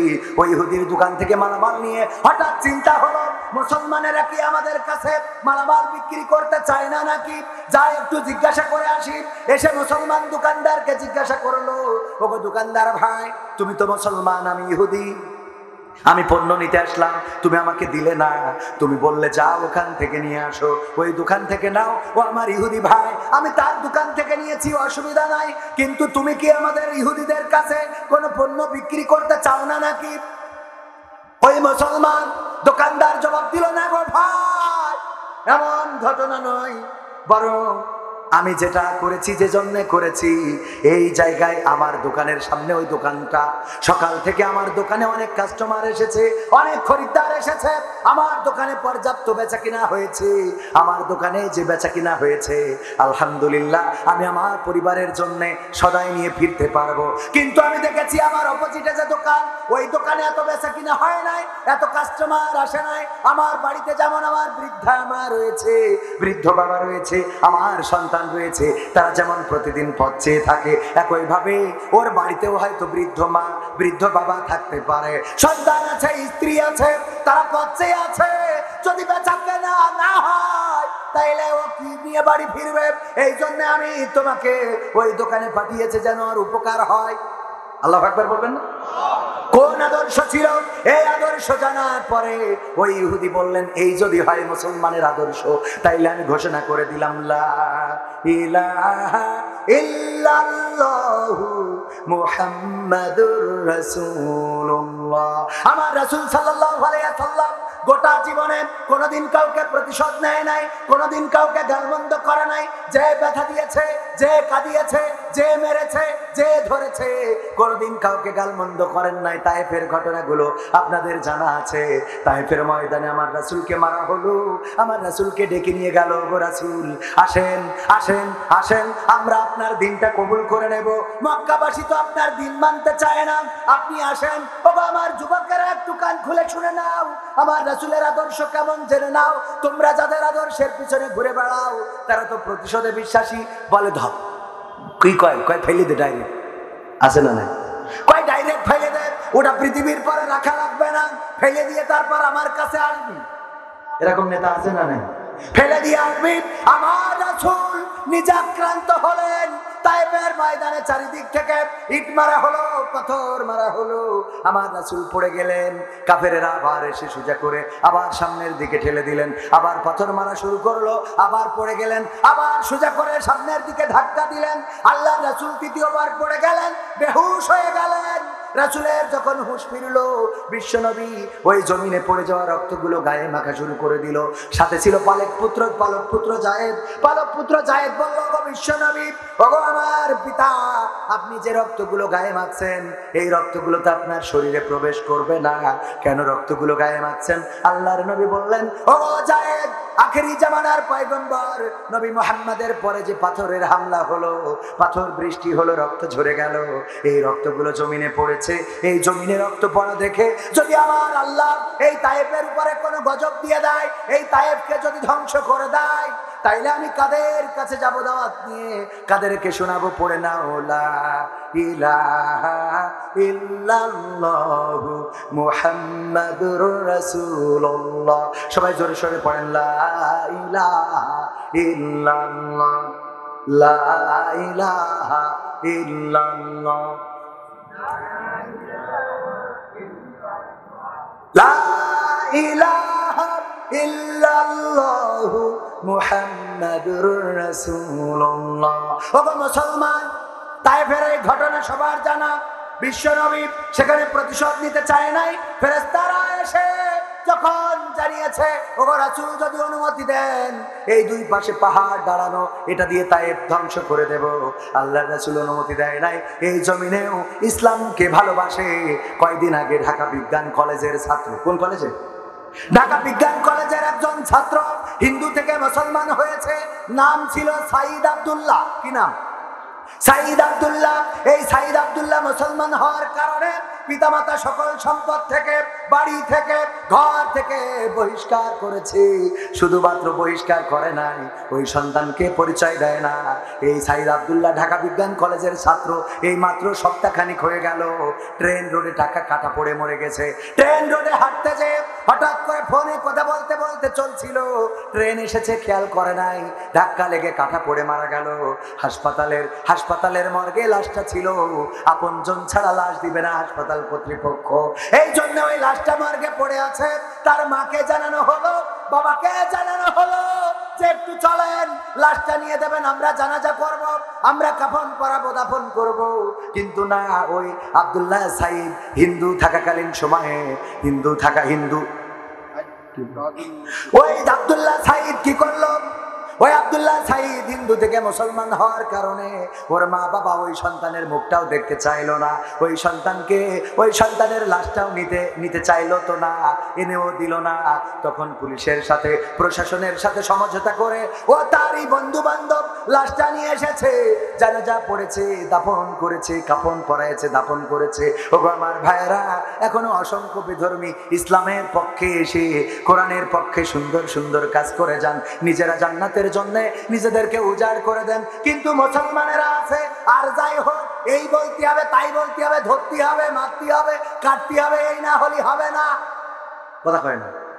এটা কি আসলে কোরআনের শিক্ষা নাকি? কোরআনে যেমন জিহাদের কথা বলা হয়েছে, তেমন হিকমতের কথা বলা হয়েছে, না হয় নাই? কোরআনে যেমন দুনিয়ার আইনের কথা বলা হয়েছে, তেমনি আখিরাতের কথা বলা হয়েছে। অনেকেই তাবলীগ জামাতের বিশ্ব ইজতেমাকে উপহাস করে বলে, বিশ্ব ইজতেমায় দুনিয়ার নিচের কথা আলোচনা হচ্ছে আর আসমানের উপরের কথা আলোচনা হচ্ছে। এটা বলে যারা তাবলীগ জামাতের এই খেদমতকে উপহাস করেন, আমি বলতে চাই, ওগো আমার ভাইরা, উপহাস করবেন না, উপহাস করবেন না। তাবলীগ জামাত দুনিয়ার জমিনের নিচের কথা যদি বলে, সেই কথা কোরআনে আছে না নাই? কথা কয় না? জমিনের নিচের কথা কোরআনে আছে না নাই? আর আসমানের উপরের কথা কোরআনে আছে না নাই? আসমানের উপরের কথা, জমিনের নিচের কথা তাবলীগ জামাত বলছে আলহামদুলিল্লাহ, আর আমরা মধ্যিখানের কথা বললি তো কাজ আগেই থাকলো। কথা কয় না? একজন ডানির দিক থেকে চষেছে আর একজন বাদ দিক থেকে চষেছে, তাহলে বাকি থাকলো মাঝখান, ঠিক না? তাহলে আমি মাঝখানটা চষে দিলেই তো হয়ে যায়। উপহাস করার কোনো দরকার আছে নাকি? উপহাস করা যাবে? মুসলমান ঐক্যবদ্ধ হতে হবে। মুসলমান ঐক্যবদ্ধ যদি না হতে পারেন, মুসলমান যদি একত্রিত না হতে পারেন, আলেমে আলেমে যদি বিভেদ চলে, মাওলানায় যদি বিভেদ চলে, মুসলমানে যদি দ্বন্দ্ব চলে, তাহলে এই বাংলার জমিনে কোনোদিনও কশ্চিৎকালেও শান্তি আসবে? শান্তি আনতে হলে মুসলমান একটু দায়িত্বশীল হওয়ার দরকার আছে না নাই? কিন্তু আমাদের অবস্থা হলো, এই যে দেখেন এতক্ষণ ধরে কথা বলছি খুটখাট খুটখাট খুটখাট করে। আমি আগেই বলেছি সাতক্ষীরায় আমার ওয়াজ চলে না, এই জন্য এই বছর আমি নিজে সজ্ঞানে স্বেচ্ছায় সাতক্ষীরায় কোনো দাওয়াত নিই নাই, চাপে পড়ে থাক। এই যে দাওয়াত এখানে, তাও আমার কোনো এক মাধ্যমে নিয়েছে। আমি সাতক্ষীরায় ওয়াজ করা ছেড়েই দিছি, কারণ এখানে খুব উর্বর ভূমি, এদের ওয়াজ শোনাইলো লাগে না, এরা এমনিতেই আল্লাহর ওলি, সব বেহেশতের বান্দা। যারা চলে গেল দেখেন আপনি, কথা আমি কি কোরআন হাদিসের বাইরে আমার বাবার কথা বলেছি একটাও? আমি জানি যে আপনাদের ভালো লাগে না, কারণ ধর মার কাঠ গাছ কেটে রাস্তায় ফেলে তো সব এই কর তাই কর, এই ছাড়া তো আপনাদের আমি বুঝতে পারবো না। এই জন্য চেয়ারম্যান মনে হয় এত দুঃখের কথা পেয়ে গেল। হক কথা, হক কথা আমরাও কম বলি না, কিন্তু হক কথার অর্থই নাই যে মানুষদেরকে দূরে ঠেলে দিতে হবে। হক কথা বলে মানুষকে কাছেও টানার দরকার আছে না নাই? কাছে টানে, কাছে টানে, মানুষদেরকে সত্যের পথে নিয়ে আসেন, দিনের পথে নিয়ে আসেন। কিছুক্ষণ আগে একজন বলছে, ভাই আমাদের ওখানে সলিড অমুক দলের লোক, আমরা খুব নির্যাতিত, দাওয়াতটা দেন। আমি বললাম ওখানে ওয়াজ শোনাই তো লাভ নেই, আপনারা তো সলিডই আছেন, বরং যেখানে আওয়ামী লীগ বেশি সেখানে নিয়ে যান, আমার সেই জায়গায় যে ওয়াজ শোনায়। তাদেরকে যারা কোরআনের পথে নেই তাদের কোরআনের পথে ডাকে, যেখানে আছে সেখানে তো টাকার দরকার নেই। কথা ঠিক আছে কিনা শোনা? কথা কি খারাপ লাগলো ভাই? লাগলেও কিছু করার নেই, কারণ নিজের পক্ষে গেলে তো খারাপ লাগবে। আমার বিপক্ষে আমি প্রথমেই বলে দিছি যে আমার যারা এনেছেন তারা আলেম হিসেবে আনেননি, মাওলানা হিসেবে আনেননি, মুফতি হিসেবে আনেননি, কারি হিসেবে আনেননি, ভাইরাল হিসেবে এনেছেন। কি হিসেবে? ভাইরাল হিসেবে। সুতরাং আমার থেকে ওই আপনারা যে কাঙ্ক্ষিত শব্দগুলো চাচ্ছেন ওগুলো যারা চেয়েছে উঠে গেছে, আপনারা না। যারা বসে রয়েছেন তারা তো ভালো, আপনাদের কাছে ভালো লেগেছে বলেই বসেছেন। এখানে দাঁড়ানো অনেক যুবক দাঁড়াই আছে, এখনো যায় নাই, ওদের কাছে ভালো লেগেছে বলে দাঁড়িয়ে আছে। মা বোনেরা আছে পর্দার অন্তরালে, মা বোনদের জন্য দু একটা কথা বলার দরকার আছে না নাই? কিন্তু বলবো কি, মা বোনদের বললেও তো শোনে না, বলি একরকম করে আর একটা করি আর একটা করি বসে থাকে, ওয়াজ শুনে যায় একরকম, যে আমল করে আর। মা বোনেরা আমার, পর্দা করে চলতে হবে। অনুরোধ জানিয়েছে প্রবাসীদের নিয়ে একটি গজল গাইতে হবে, অন্তত এই গজলটা আগে শুনিয়ে নি, নাই পরে নেটওয়ার্ক না থাকলে সমস্যা, ঠিক কিনা? নেটওয়ার্ক বোঝেন তো আপনারা? হ্যাঁ, পরে দেখা যায় যে আপনারাও যদি চলে যান তাহলে আমি তো শেষ, নেটওয়ার্ক সব শেষ, আমিও শেষ। আমার বাংলাদেশের প্রবাসীদের গল্প বলি শোনো।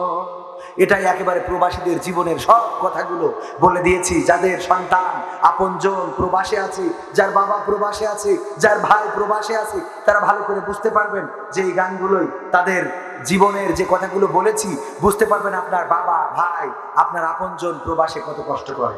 শোনাই শোনাই, আমার বাংলাদেশের প্রবাসীদের গল্প বলি শোনো। এ গল্প তো কল্পনা নয়, তোমরা কি তা জানো?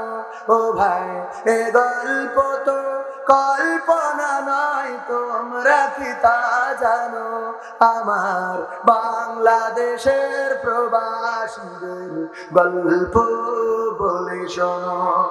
পল্লী গায়ের দুরন্ত ছেলে বাপে ডাকে খোকা, হঠাৎ করে ঢুকলো মাথায় বিদেশ যাওয়ার পোকা। রোগে শোকে ক্লান্ত পিতা খাতার নাই উপায়, বেকার ছেলের এমন কথায় বাবা দিল সাই। ক্ষেতের জমি হালের গরু বিক্রয় করে দিয়ে বাকি টাকা করলো পুরো মায়ের গহনা নিয়ে। অনেক আশা বুকে বেঁধে ছাড়লো যখন বাড়ি, সে যে কি বেদনা বিদুর ছিড়লো যেন নারী। মায়ে কান্দে, ভাইয়ে কান্দে, কান্দে আপন জন, চোখের জলে বুক ভেসে যায়, শক্ত করে মন। এমন মানুষ কোন সেজনা, এমন মানুষ কোন সেজনা, তোমরা কি তা জানো? আমার কলার প্রবাসীদের গল্প বলে শোনো, আমার সাক্ষীরা রই প্রবাসীদের গল্প বলে শোনো। বিমানেতে বসে খোকা জানালারি পাশে নীল আকাশে তাকিয়ে দেখে মায়ের ছবি ভাসি। আঁচল দিয়ে চোখ মুছে মা প্রভুকে যে বলে, আল্লাহ তুমি ভালো রেখো আমার কোলের ছেলে। খোকা যে ছিল মা জননীর কলিজারি ভোটা,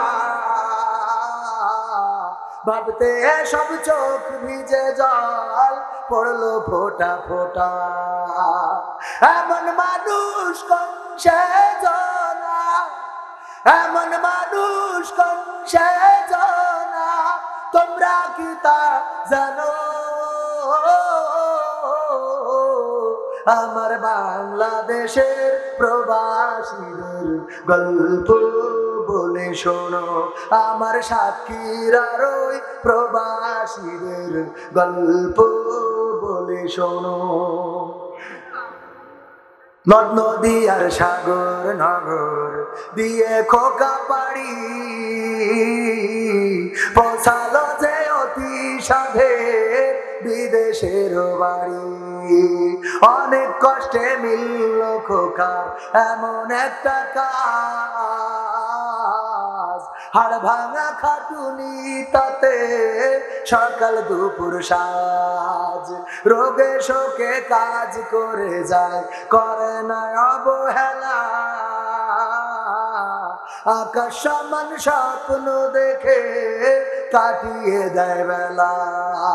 মা জননীর সাথে যখন খোকা কথা কয়, বলে বাবা কেমন আছো জানতে ইচ্ছা হয়।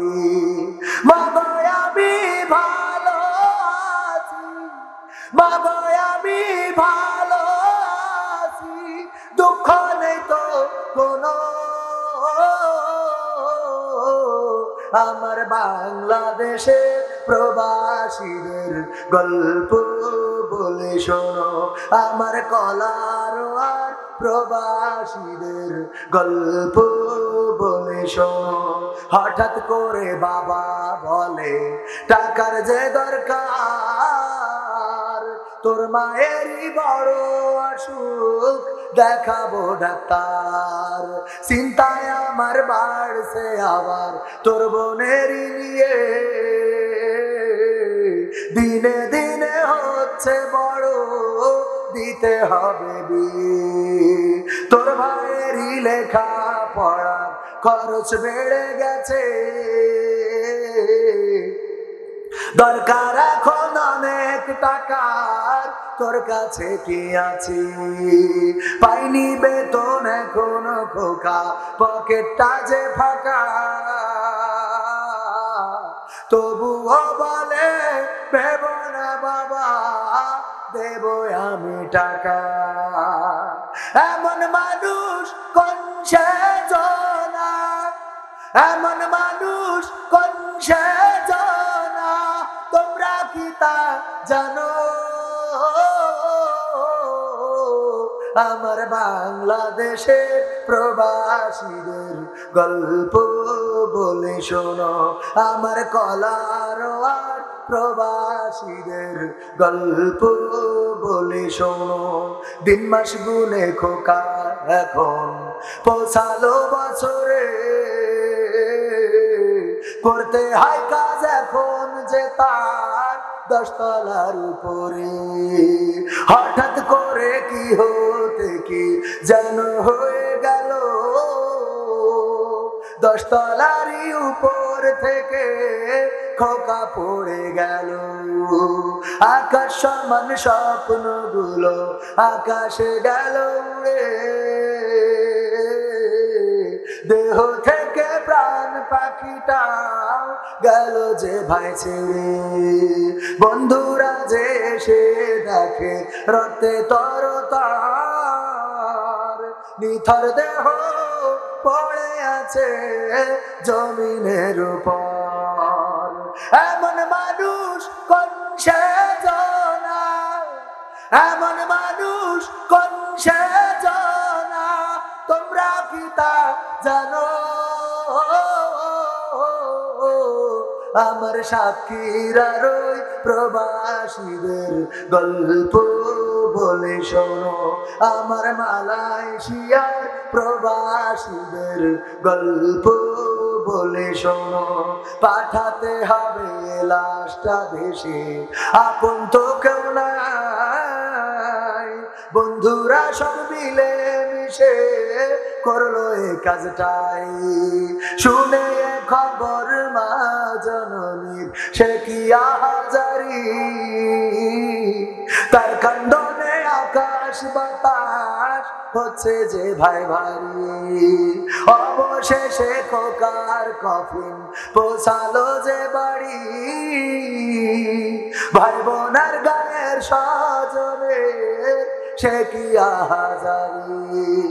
মা জননী কেঁদে বলে, ওরে আমার ছেলে, বিদেশ থেকে কোন দেশে তুই গেলি আবার চলে। মাগো আমি সুখানিতে, মাগো আমি সুখ কিনিতে জীবন দিছি জানো।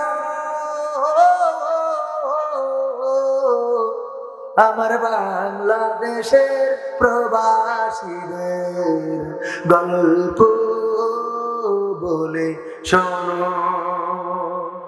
সম্মানিত ভাইরা, এই গানগুলো 100টা গান আমার লেখা সুরের ঠিকানা কালচারাল ফাউন্ডেশন প্রকাশ করেছে। ক্যামেরাম্যানের কাছে আছে, আপনারা চাইলে দুটো সংগ্রহ করতে পারেন। সবাই দুরূদ ইব্রাহিম পড়েন। আল্লাহুম্মা সাল্লি আলা মুহাম্মাদি ওয়া আলা আলি মুহাম্মাদ কামা সাল্লাইতা আলা ইব্রাহিম ওয়া আলা আলি ইব্রাহিম ইন্নাকা হামিদুম মাজিদ। আল্লাহুম্মা বারিক আলা মুহাম্মাদি ওয়া আলা আলি মুহাম্মাদ কামা বারাকতা আলা ইব্রাহিম ওয়া আলা আলি ইব্রাহিম ইন্নাকা হামিদুম মাজিদ।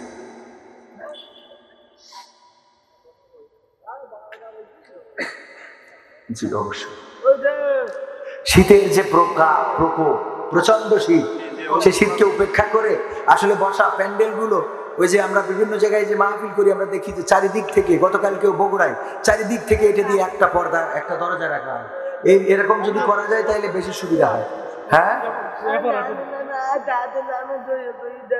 দেখো, আহারে মার জন্য আর দাদির জন্য, মানের জন্য। তোমার নাম আলামিন, তোমার দাদির জন্য দোয়া চাও। দাদা দাদা নানা তাদের জন্য দোয়া। আরে তুমি ওই যে কটা উঠে চলে গেছে খাটাস, তাদের থেকে তুমি ভালো, আল্লাহ তোমার নেখায়াত দিন। আরে দাদা নানা, এই মানুষটা ওদের থেকে সুন্দর। যে মানুষগুলো একজন প্রতিবন্ধীর থেকে, ওরা খারাপ, প্রতিবন্ধী ওরা। প্রতিবন্ধী কারা? অন্ধ হাফেজ হয় না, হয় না? অন্ধ হাফেজ আছে না নাই? আসতে কোন কেন, জোরে কোন। ল্যাংড়া, পঙ্গু, খোড়া, এক চোখ কানা, ব্যাকা, কত কোরআনের হাফেজ আছে। আপনি চোখালা হয়ে আপনি প্রতিবন্ধী। আপনার মতো মানুষ, এই যে লোকগুলো চলে গেল, যারা চলে গেছে, আল্লাহ তাদের হেদায়েত নসিব করে দিই, ওরা ওদের শিখে রাখবে। এটা আমি মাহফিলের জন্য দিয়ে দিই।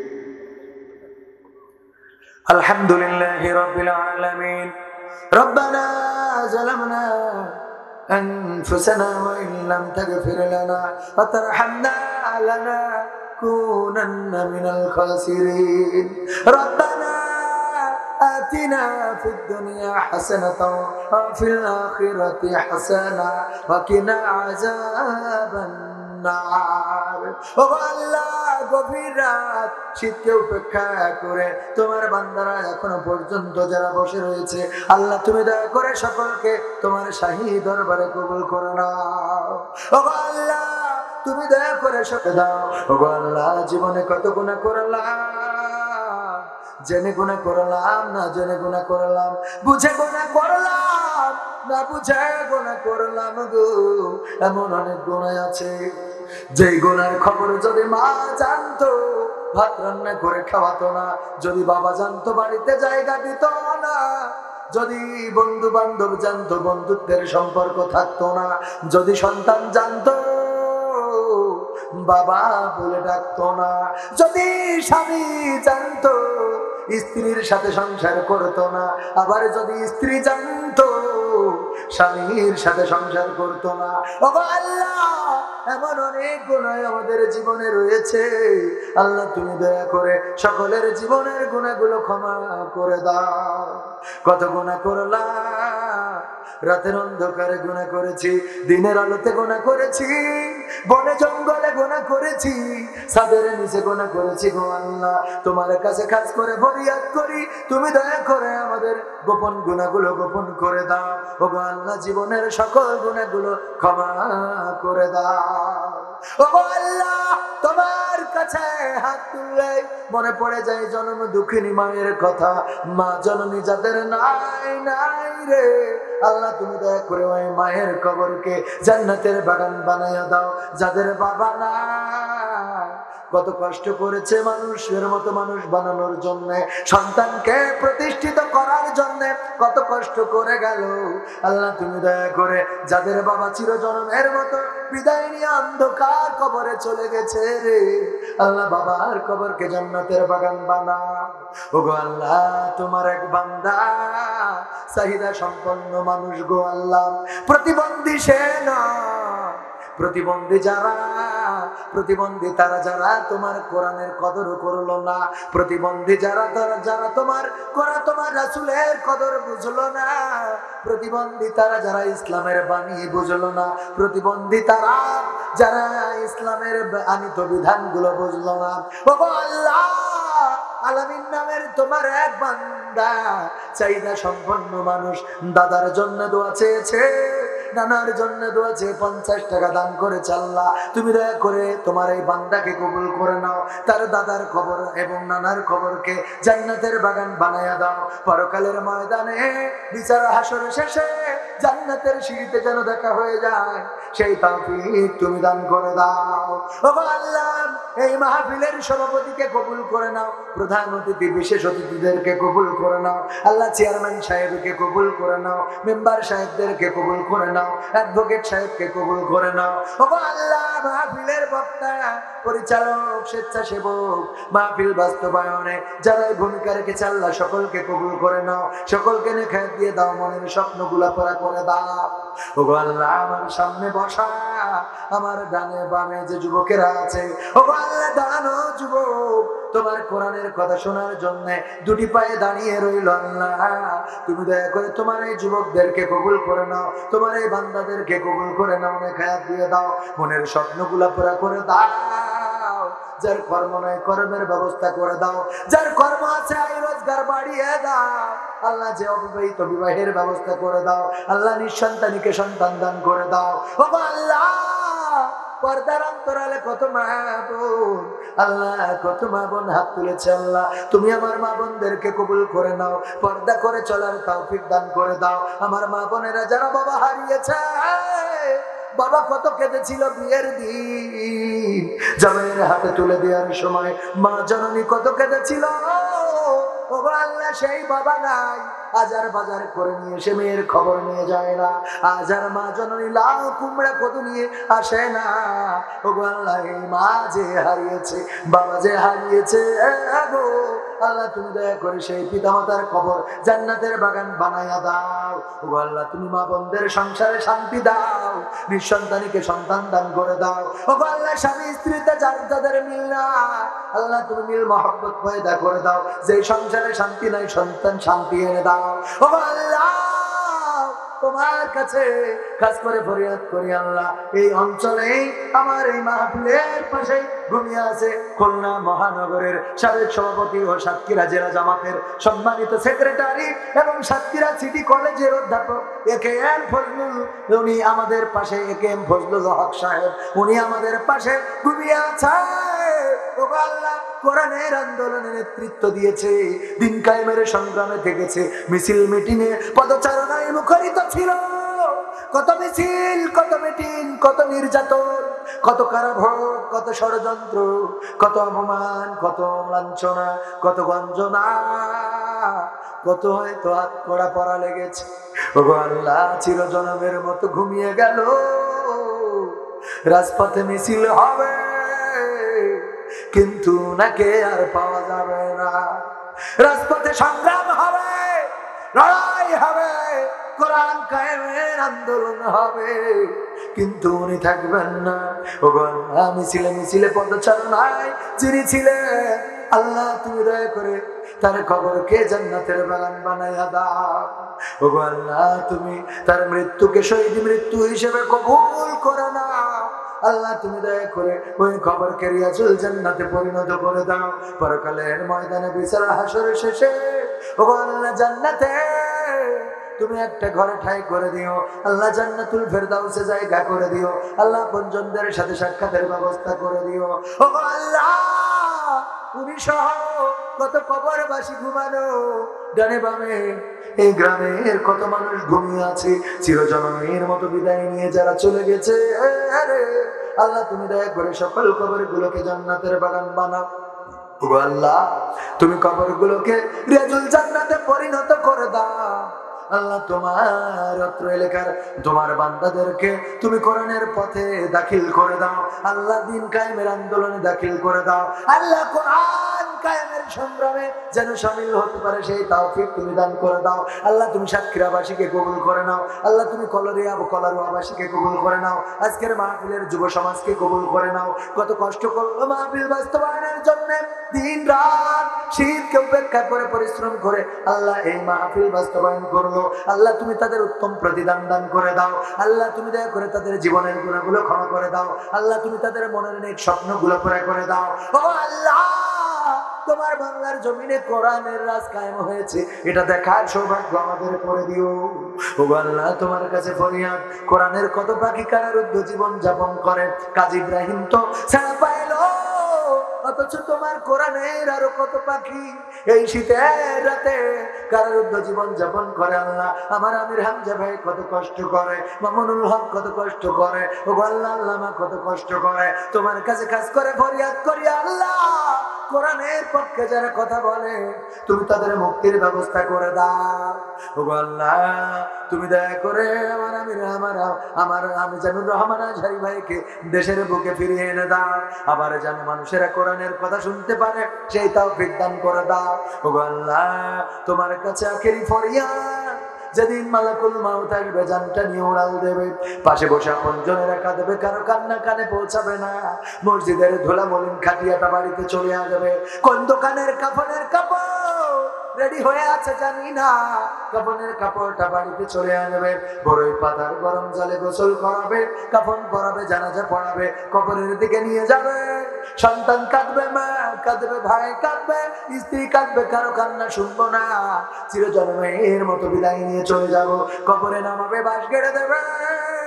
আমাদের আপনজনেরা মাথার মুঠায় মাটি নিয়ে পড়বে, মিনহা খলাকনাকুম ওয়া ফিহা নুঈদুকুম ওয়া মিনহা নুখরিজুকুম তারাতান উখরা।